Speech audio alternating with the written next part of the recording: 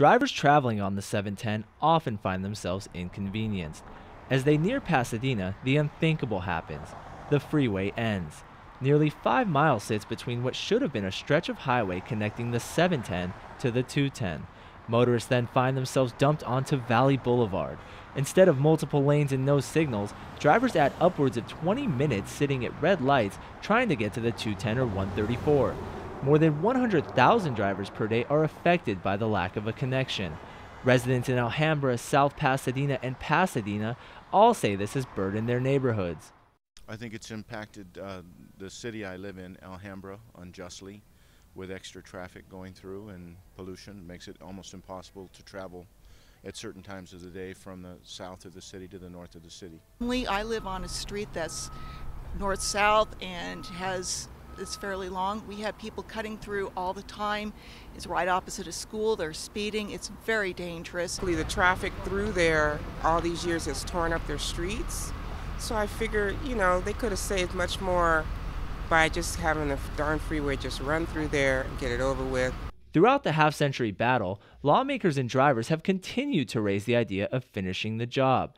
Recently, California has started looking into connecting the freeway by tunnel, and renewed visions of a surface route running through Pasadena and South Pasadena continue to arise.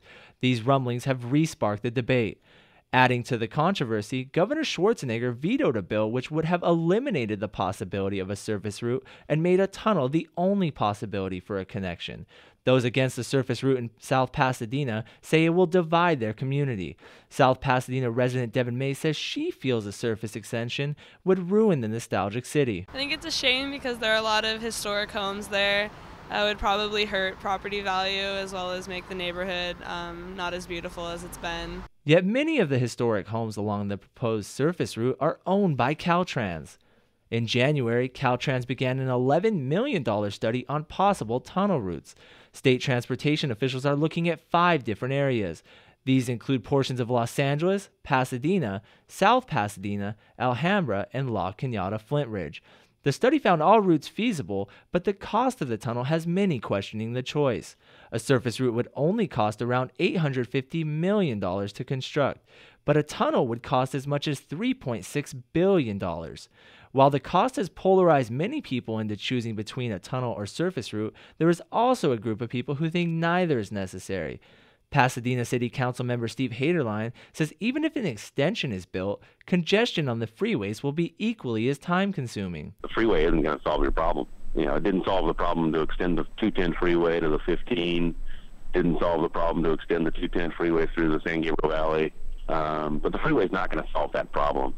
Maybe it saves you a few minutes, but it's not like if you built that freeway, magically built that freeway today, people are going to be flying 50 miles an hour and 60 miles an hour from the Valley Boulevard stub into the 210 freeway. Pasadena Mayor Bill Bogart agrees with Haderline that an extension would not solve any problems.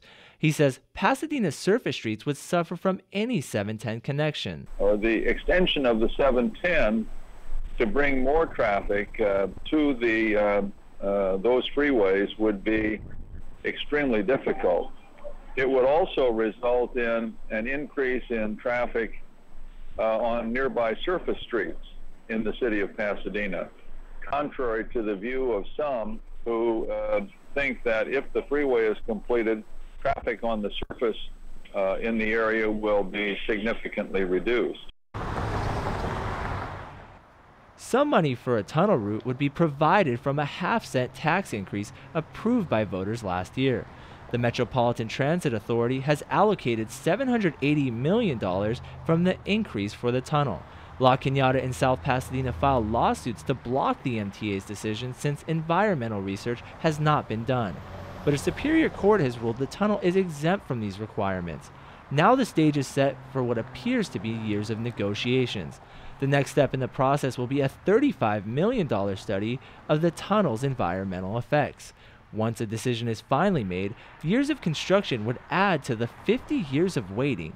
That is, if a decision is ever made.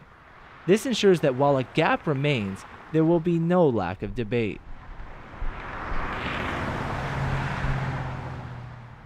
Brett Teal, KCSN News in the San Gabriel Valley.